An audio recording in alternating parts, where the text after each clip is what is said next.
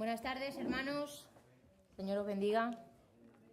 Sí que es verdad que estáis serios, sí. Es que desde ahí no se nota. Bueno, traemos saludos de la iglesia de Puerto de Sagunto, donde yo crecí. Hemos estado unos días allí visitando a la familia. Como sabéis, mi madre ahora está esperando pues que la llamen de unas operaciones de estómago y de rodilla. Y bueno, ya la pastora Marta y Antonio ya comunicaron esto, sé que habéis estado orando y pues también os lo agradecemos, ¿no? Vamos a orar en esta tarde, que el Señor me dirija para exponer su palabra, que sea Él el que nos hable en esta tarde, porque estoy segura que el Señor quiere hablarnos de algo muy en concreto y creo que todos necesitamos. Vamos a orar. Señor, te damos las gracias porque podemos estar aquí, porque tú me das el privilegio, Señor, de compartir tu palabra una vez más, Señor, y gracias porque es un gran privilegio, Señor, es un gran honor, aunque siempre lo hacemos, Señor, con ese santo temor. Y te pido, Señor, que sea tu Espíritu Santo el que dirija mi boca, Señor, en esta tarde para que podamos recibir de tu palabra e irnos llenos, Señor, y salir de aquí rebosando con esa palabra tuya que tú has preparado, Señor, para nosotros en esta tarde. En el nombre de Jesús, amén. Bueno, yo creo que el 99,9% de los hermanos que estamos aquí me conocéis y sabéis a lo que me dedico, soy peluquera. En la peluquería hay un concepto que se llama las 3 fases de crecimiento del cabello.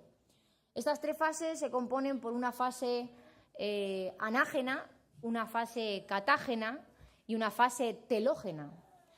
La fase anágena es una fase en la que el cabello crece, es esa fase en la que a las chicas nos encanta estar, ¿no? La fase en la que nos crece el pelo muchísimo, ¿no?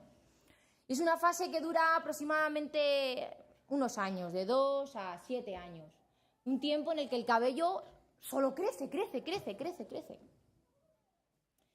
Pero luego pasamos a una fase catágena en la que el cabello cae. Hemos estado en una fase en la que el cabello crece y ahora estamos en una fase en la que el cabello cae. A mí mucha gente va a venir y me ha dicho, se me cae el pelo muchísimo, ¿por qué? No te preocupes, es una fase, es un tiempo, no será por mucho tiempo, es un determinado momento. Pero luego pasamos a una fase telógena que llamamos una fase de pausa. Es decir, hemos tenido una fase de crecimiento, una fase de caída y ahora tenemos una fase de pausa.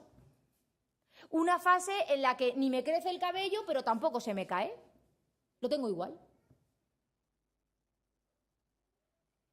Y vivir a veces en pausa es difícil. ¿Por qué? Porque vivimos en una generación que yo la he titulado, el título de la predicación lo diré un poco más tarde, pero ahora quiero hablaros de una cosa que yo llamo la generación microondas. La generación microondas es la generación que yo creo que estamos viviendo hoy en día. Es una generación rápida, es una generación que vamos corriendo al trabajo, volvemos los niños, la casa, el teléfono, el móvil, no sé qué. Es una generación en la que todo lo queremos ya ahora y no para hoy, sino para ayer, que estuviera hecho desde ayer.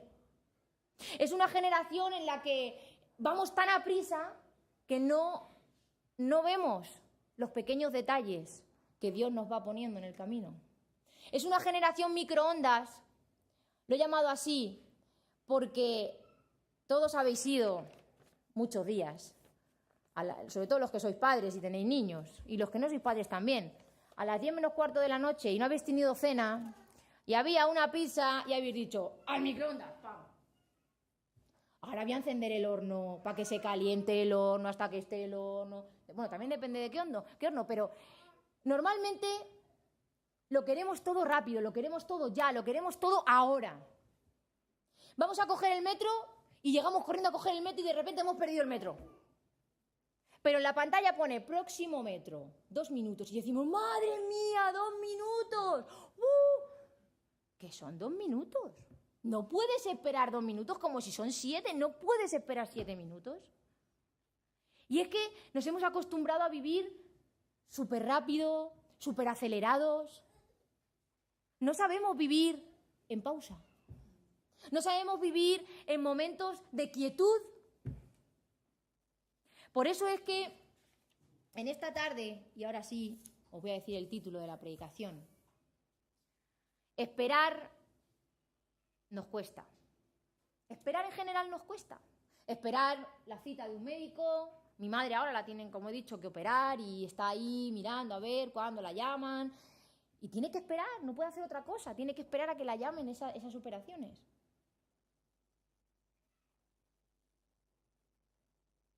Y esperar en Dios. Cuando tenemos que esperar en Dios algo, ¿qué pasa en nosotros? Cuando estamos esperando de parte de Dios algo en concreto. Y así es como se llama la predicación de esta tarde. Esperar en Dios. Yo creo, hermanos, que esperar en Dios es una tarea difícil. No es una tarea imposible, pero es una tarea difícil. Es una tarea en la que en ocasiones, si no le miramos a Él, se nos hace cuesta arriba.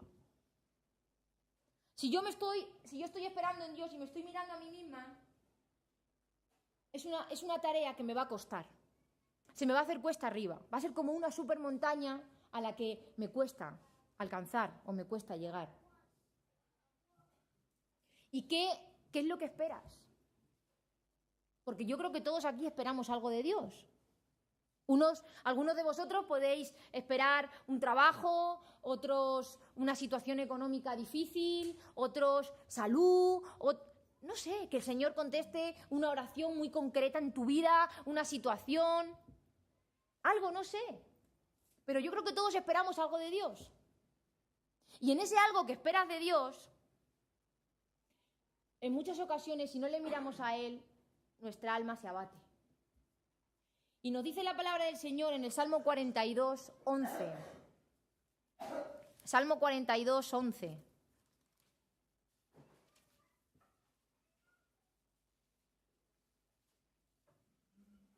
Es un versículo que se repite en el Salmo 42 2 veces. Una en el versículo 5 y otra en el versículo 11. Salmo 42.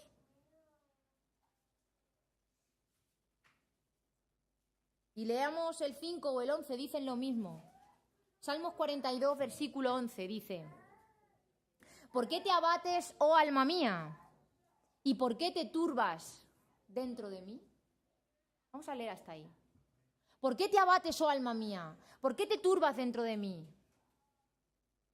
Porque a veces nos sentimos en ese esperar en Dios como si nuestro corazón lo estuviéramos... No voy a romper el papel porque, bueno, posiblemente sabría seguir, pero por si acaso. Como si nuestro corazón lo cogieran así como quien aprieta un pañuelo y lo quiere destrozar. A veces nuestra alma se abate, se turba, de tal manera que aquí el salmista dice: ¿por qué te abates, oh alma mía? ¿Y por qué te turbas dentro de mí? Es una pregunta que se está haciendo el salmista a sí mismo. ¿Por qué te abates? ¿Por qué te turbas? Y hermanos, abatirnos y turbarnos es algo tan natural del ser humano y a la vez tan fácil. Si leemos el Salmo, el versículo completo, dice: ¿por qué te abates, oh alma mía, y por qué te turbas dentro de mí? Y dice la segunda parte: espera en Dios, porque aún he de alabarle, salvación mía y Dios mío. Es decir, la primera parte dice: ¿por qué te abates, oh alma mía, y por qué te turbas dentro de mí? Y es una parte fácil, es una parte que todos enseguida, cuando estamos en un momento de prueba, en un momento de pausa, en un momento de esperar algo de Dios, enseguida... Si no le miramos a Él, nos empezamos a batir, empezamos a decir: Señor, ¿y ahora qué? Y Señor, respóndeme, y Señor, ¿qué pasa con esto?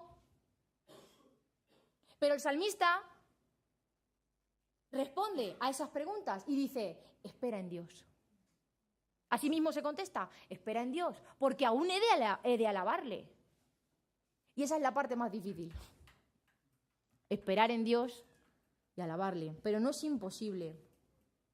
Nos cuesta mucho esperar, hermanos. Nos cuesta mucho esperar. Yo creo que es más fácil conocer a Dios en la intimidad que esperar en Él. Esperar en el Señor a veces, o casi siempre, implica, si confiamos en Él, sentarnos como quien coge una silla y se sienta delante de un paisaje a contemplar lo que hay en el paisaje. Si ahora mismo yo cojo una silla y me siento tranquilamente y me pongo como a mirar las musarañas así de manera sin prisa, ¿qué pensaríais? Esta chica está tranquila, ¿no? Está esperando algo, no sé, no parece muy preocupada, ni angustiada, ni... Pues es que el que espera en el Señor de manera confiada es como el que se sienta a mirar ese paisaje. Es como el que se sienta a mirar el cielo y a decir, bueno, Señor, pues tú harás. Y hermano, muchas veces hay una lucha en nosotros, en lo que nuestra mente nos está diciendo y lo que hay en nuestro corazón, porque nuestra mente nos está diciendo, esperar en el Señor, pero ¿qué vas a esperar? Ya no puedes esperar nada más, es imposible que sigas esperando, no es posible que esperes más. Pero en el fondo, el Espíritu Santo, tu corazón te dice, tranquilo, espera, yo estoy contigo, tranquilo. Mi mente me traiciona, pero mi corazón quiere confiar en el Señor. Y por eso tengo esa lucha. Porque por un lado me estoy diciendo a mí mismo que no puedo, pero mi corazón, el Señor, me está diciendo, claro que puedes esperar, claro que puedes un poco más, claro que puedes, conmigo puedes. Pero en nuestra humanidad, en nuestra pecaminosidad, a veces metemos la pata, hermanos. Y en ese esperar de Dios, en ese esperar en Dios, decimos, bueno, Señor, ya estás tardando mucho, ya no puedo esperar más. Los que no me conocéis mucho, no os asustéis, yo me muevo mucho, ¿eh? Hasta que me mueva como aquel que tiró el vaso, no voy a tirar el vaso. Y decimos, Señor, no puedo esperar más, ya es que no puedo, es que siento que el agua, que me estoy ahogando, no puedo esperar más. Y entonces cogemos y llegamos a la parte de, Señor, yo lo arreglaré. Señor, yo te ayudo. Yo te ayudo, Señor, yo te ayudo, yo estoy aquí, yo te ayudo, porque veo que tú solo no puedes, ¿no? Es que veo que se te está haciendo difícil, ¿eh? Y entonces leemos un versículo que me llamó mucho la atención, se encuentra en el Evangelio de Juan, capítulo 18 y versículo 10. Juan 18, 10, Evangelio de Juan. Ahí tenemos a nuestro amigo Pedro, Simón Pedro. Evangelio de Juan 18, 10 dice, entonces Simón Pedro, que tenía una espada, la desenvainó e hirió al siervo del sumo sacerdote y le cortó la oreja derecha. Y dice el texto que este siervo se llamaba Malco. Bueno, como se llamase. La cuestión es que Pedro ve que vienen a arrestar a Jesús y ve que Jesús no hace nada. Ve que Jesús está tranquilo, no se mueve. Y ante eso, Pedro reacciona y, Señor, yo te ayudo. ¿Cómo van a venir a por mí, Señor? No, aquí estoy yo, Señor. Si tú no te mueves, si tú no haces nada, yo no voy a estar aquí esperando. Yo te ayudo. ¿Y cuál es la reacción de Jesús? Le dice, muy bien, Pedro, qué idea más buena. No.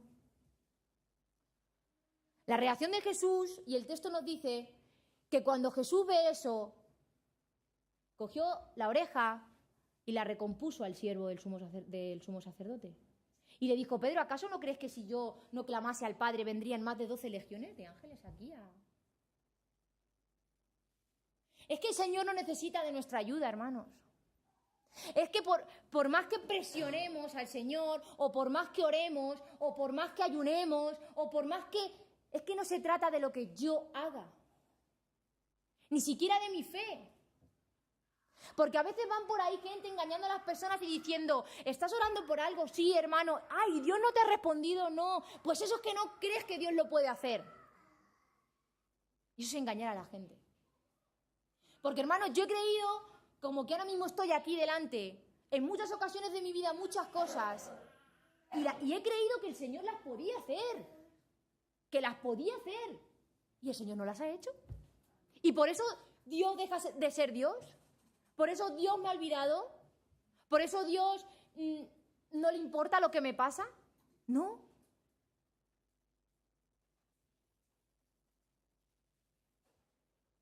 Salmo 46, versículo 10, nos dice lo que debemos hacer. Salmo 46, versículo 10.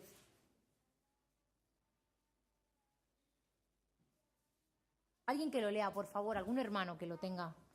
Salmo 46, versículo 10.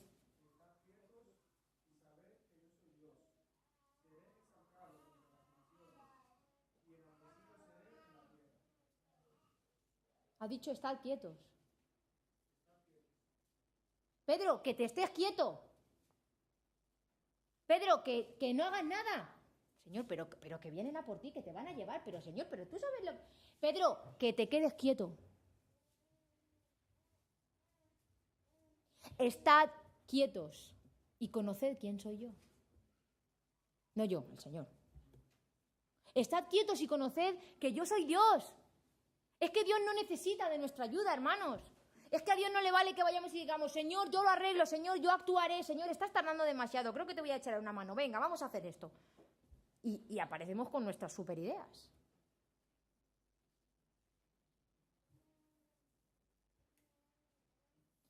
Nuestro esperar en Dios, hermanos, como todo en nuestra vida, como todo, depende de Dios. Y el Salmo 127, versículo 1, dice... Salmo 127, versículo 1. Lo han titulado Todo depende de Dios. Todo depende de Dios. Y el Salmo empieza diciendo, Salmo 127, si el Señor no edifica la casa, en vano trabajan los que la edifican. O sea, que el Señor es el que edifica la casa. O sea, que si el Señor no edifica la casa, los que están trabajando, pues es una chorrada.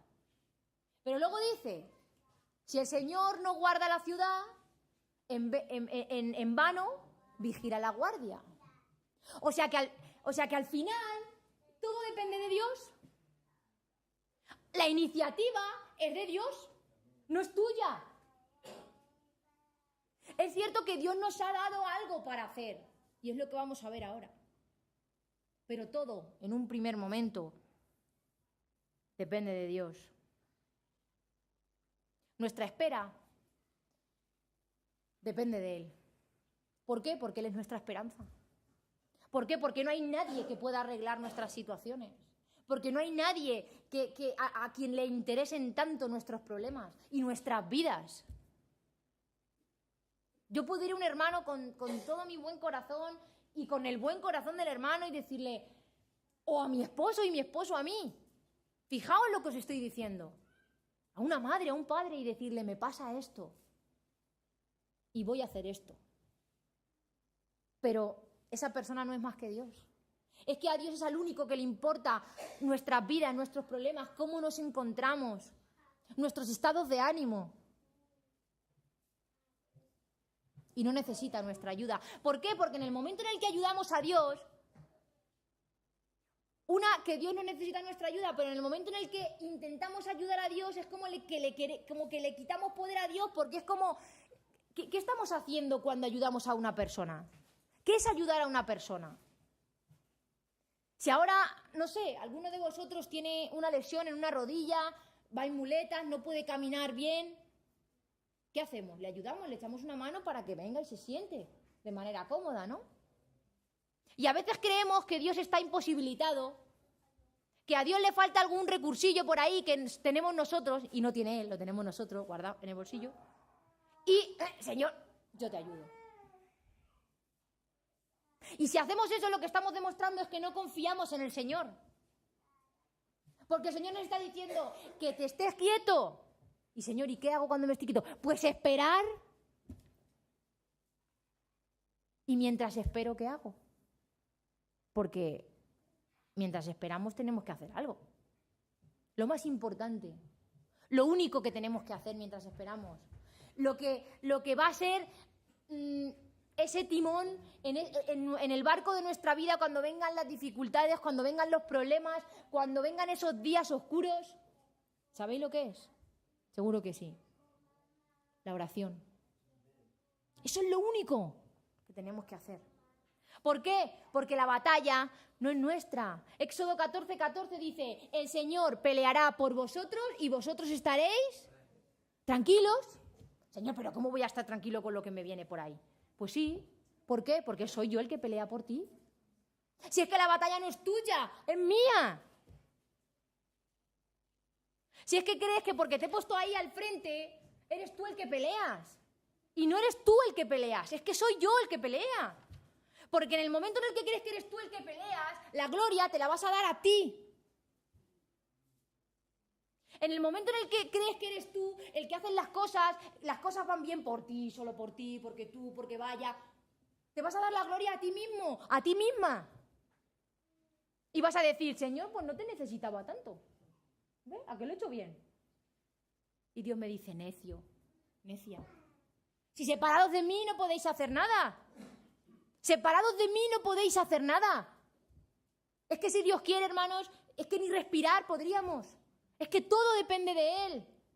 Es que si Él no se pone a edificar la casa, los que están trabajando, por muy fuertes que estén, por muy que se levanten a las 6 de la mañana, no van a poder hacer nada. Porque el Señor primero edifica la casa. Y el Señor primero guarda la ciudad.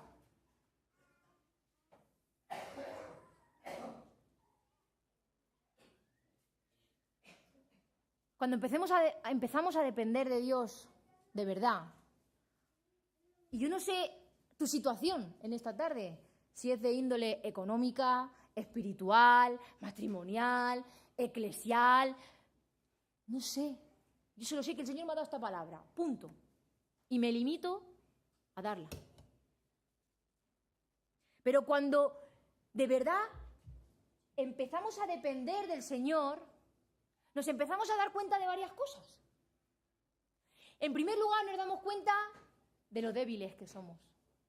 ¿Por qué? Porque me doy cuenta de que no depende de mí, de que soy pequeño, de que estoy limitado, de que en el momento en el que yo he aceptado al Señor como mi Salvador, Él es mi amo, Él es mi dueño, Él es el jefe. Y Él no necesita ayuda. Entonces ahí es lo que se llama la soberanía de Dios y nuestra responsabilidad. Es decir, Dios es soberano, Dios es el que decide nuestras vidas, Dios es el que las conduce, pero por otro lado, el Señor también nos ha dado una responsabilidad a cada uno de nosotros. Y lo he dicho anteriormente, esa responsabilidad se llama orar, y orar sin cesar. ¿Por qué? Porque en ese orar yo me encomiendo al Señor y digo, Señor, me ocurre esto que además tú ya sabes, pero yo lo presento delante de ti. Y no me afano, y espero tranquilo, me siento y espero a que el Señor obre. Y cuando el Señor ve que me siento y espero tranquilo de verdad, entonces es cuando el Señor dice, ahora sí. Como dice el Salmo 40, pacientemente esperé yo al Señor. Pacientemente, hermanos. No decir, vale, Señor, lo he entendido. De manera paciente, vale, voy a ser paciente. Y eres paciente a medias. No estás siendo pacientemente de verdad. Porque en el momento en el que tú eres paciente de verdad, el Señor, cuando Él quiera, obrará. Quizá el Señor ya te ha respondido a una petición, a algo que tú querías. Ya lo tienes ahí. Solo que tienes que esperar un tiempo. Solo que eso no se va a producir mañana, sino a largo plazo. Cuando ungieron al rey David, el rey David no fue rey a los 2 días. Pasaron unos años, hermanos. Y si Dios te ha prometido algo en tu vida, que seguro que te ha prometido algo, ¿hay alguien aquí a quien Dios no le haya prometido nada? Porque dice la palabra que las promesas del Señor son fieles, son verdaderas. Y el Señor promete cosas a sus hijos. Obviamente, lo que quizá me promete a mí, no te lo ha prometido a ti, pero no porque no quieras, sino porque Dios trata de manera individual con cada uno de nosotros. Eso es lo que se llama tener una relación personal con el Señor. Dios trata conmigo, como yo soy, con mi carácter, con mis defectos, con mis errores, con mis dudas, con Cristina, y Dios trata con Jesús, y con Antonio, y con Merce, y con Ana. Y el Señor a mí me ha dado una serie de promesas y una serie de directrices. Y lo que le dijo a Noé no es lo mismo que lo que le dijo a Abraham. Y bueno, yo todavía no porque este es pequeño, pero lo que yo le diga a un hijo mío, pues yo se lo he dicho a ese hijo mío, pero a otro hijo mío, pues quizá le diga otra cosa. Y hermanos, en este esperar en Dios, o confiamos en las promesas del Señor, o el barco se hunde.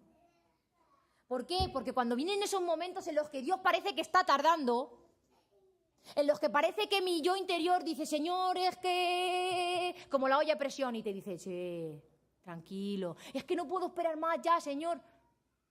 Y de repente, no se ha pasado nunca, el Espíritu Santo viene a tu mente una promesa que te hizo el Señor hace, pues no sé, 13 años, 12 años, ayer, en una reunión de jóvenes, cuando fuiste un día a un campamento, yo qué sé. Y te viene ese versículo y dices, anda, es una promesa. Es que es una promesa. Es que si decimos que las promesas del Señor no se cumplen, Dios es mentiroso. Y Dios no es mentiroso, hermanos. Si Dios te prometió una cosa, Él la va a hacer. Espérala. Espérala, siéntate y dale gracias y di, Señor, gracias porque sé que lo que tú me has prometido, tú lo vas a hacer.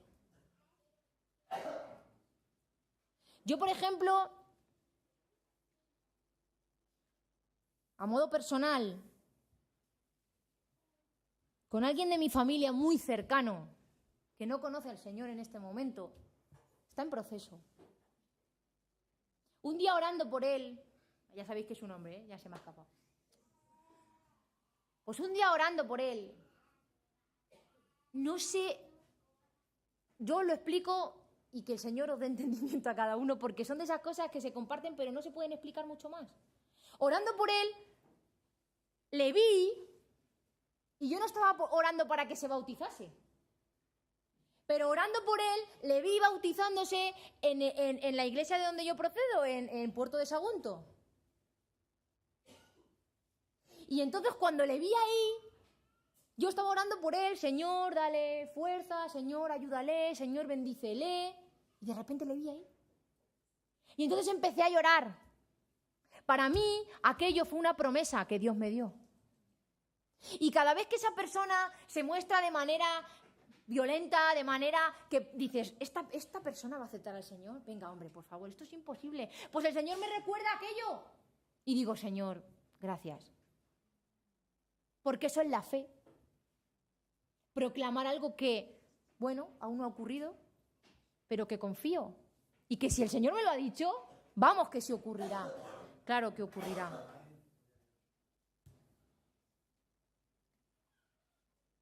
Debemos desarrollar confianza, hermanos.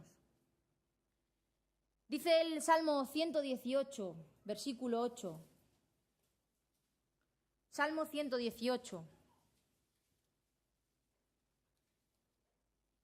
Versículo 8.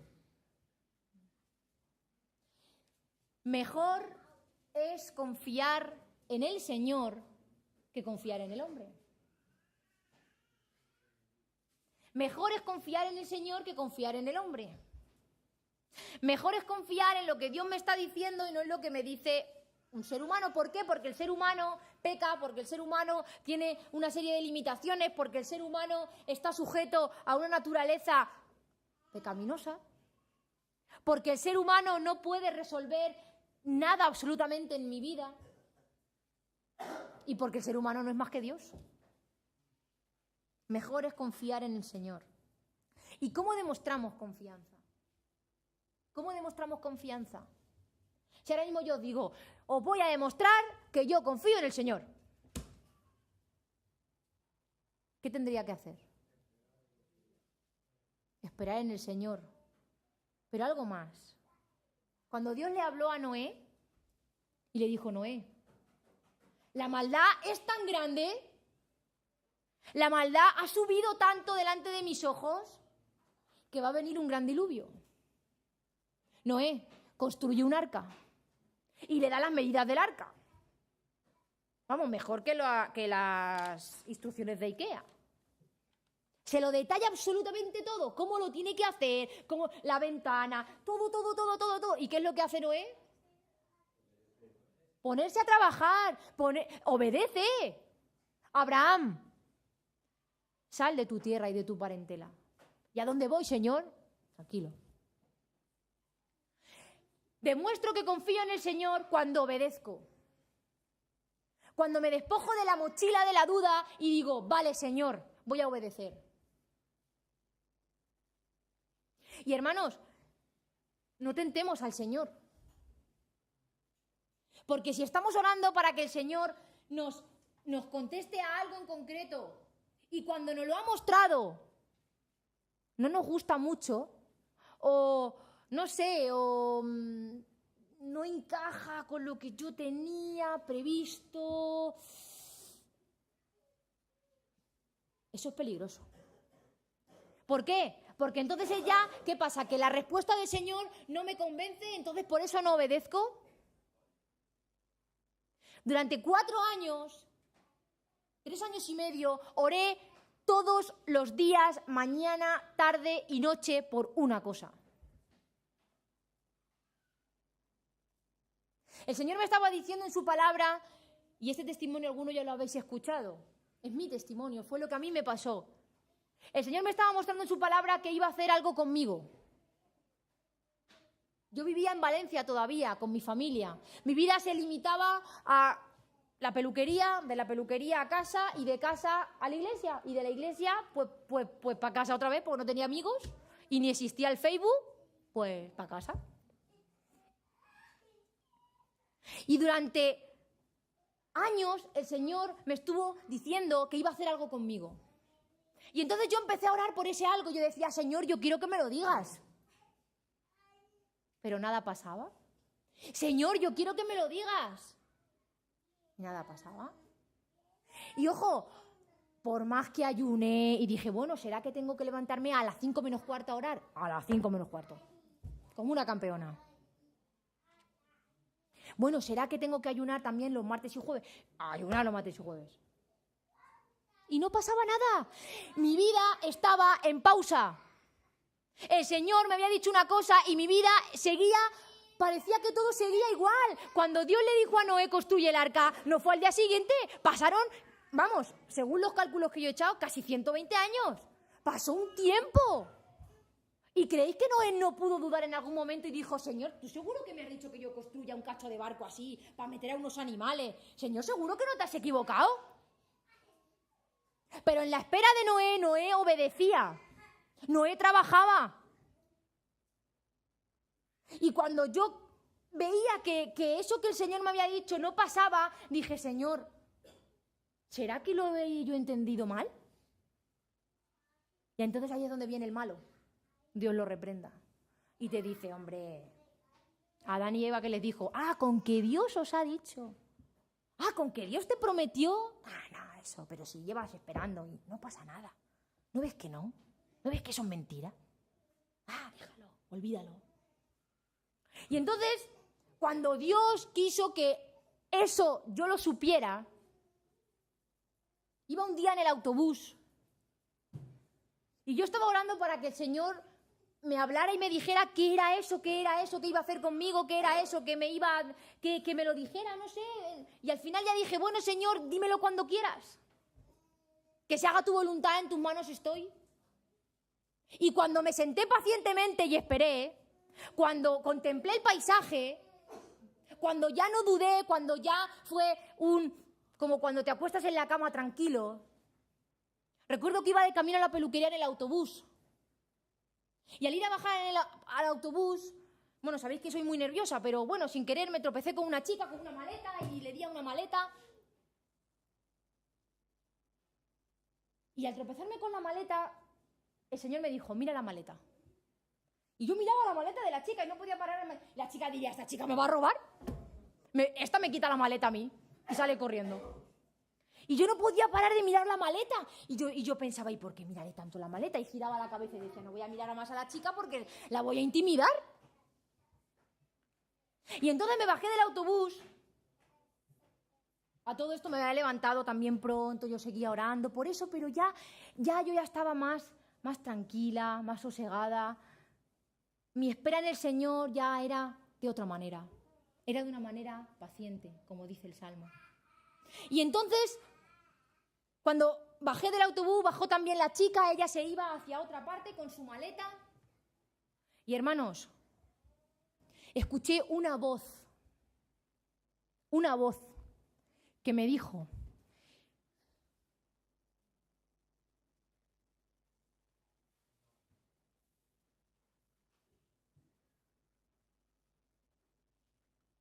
coge tu maleta y vete. Señor, ¿que me vaya? ¿A dónde? Coge tu maleta y vete. Y me quedé parada en mitad Soy aficionada a cruzar por en mitad de la calle, sé que está mal, tengo que ir por el paso de cebra, pero iba también mirando la maleta, iba un poco, no sé, y entonces pues me quedé parada en mitad de la carretera y empezaron a pasar los coches y a pitarme. Era la hora de entrar a la peluquería. Y dije, Señor, ¿que me vaya? Yo había estado orando por entrar en el seminario. Y lo que el Señor quería hacer conmigo era que yo me viniese a estudiar a Madrid. Sola, con menos de 2.000 euros en el bolsillo para no sé cuántos años, y que dejara allí a mi familia. Y entonces, cuando el Señor me contestó por lo que había estado orando casi 4 años, empecé, no, yo no me voy a ir, no, Señor, seguro que eres tú, pero la paz del Señor era tan fuerte dentro de mí que entré a la peluquería y yo dentro de la peluquería en la taquilla tenía una Biblia y cuando fui a cambiar mi Biblia cerré la taquilla otra vez y dije, no la voy a abrir porque sé que me vas a hablar, no. Y entonces empecé a llorar y entró mi compañera y me dijo, ¿estás bien, Cris? Y le dije, no estoy bien, ¿qué te pasa? Y le dije, me voy a Madrid. ¿A dónde? Me voy a Madrid. ¿Que te vas a Madrid? La voz del Señor fue tan clara que cuando llegué a mi casa por la tarde le dije a mi madre, mamá, me voy. ¿Que te vas? Sí, mamá, me voy. Imaginaos cuando se lo dije a mi padre. Y me emociono, hermanos, porque tuve que obedecer. Es que tuve que obedecer. Es que no pude decirle que no al Señor. Porque si yo estoy orando por una cosa y el Señor me responde a esa cosa, mi responsabilidad es obedecer, es ponerme manos a la obra y decir, lo voy a hacer, Señor. Aunque no me guste, aunque no lo entienda, aunque no sé, lo voy a hacer porque tú me has hablado. Y hermanos, cuando Dios habla en nuestras vidas, actuamos. Así que si estás esperando una respuesta del Señor en algo, piensa que si el Señor te dice qué tienes que hacer, tendrás que obedecer. Y cuando vengan los días malos, afianzarte en sus promesas, porque yo me vine a Madrid, pero los 2.000 euros pronto se acabaron, ¿eh? El seminario de repente subió, los meses ya no valían 400 euros, lo hicieron facultad, eran 1.000 y pico, pero daba igual los 2.000 euros. Si el Señor es el Dios de todo, del oro, de la plata, y Él proveyó. Y va a hacer 7 años que me vine. Y el Señor bendice la obediencia. El Señor me dio una familia, me dio una congregación, unos hermanos. En el proceso de esperar, el Señor nos va a dar nuevas fuerzas. Cuando vengan los momentos difíciles, el Señor te recordará sus promesas. Pero Él quiere llevarte de la queja a la alabanza. Él quiere llevarnos de un esperar de manera inquieta a un esperar tranquilo. A un esperar de decir, Señor, gracias, porque eso va a pasar. Claro que va a pasar. Pues cuando tú quieras que pase.